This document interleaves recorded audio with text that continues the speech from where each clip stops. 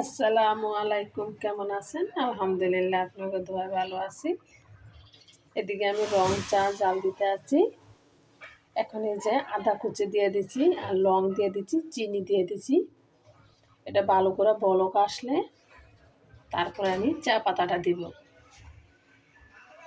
রং চাটা খেতে কিন্তু অনেক ভালো লাগে। এখন আমি দিয়ে দিব চা পাতাটা।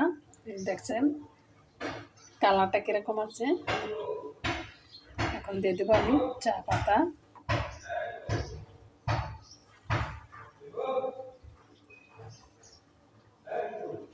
দেখছেন কালারটা কিরকম আছে।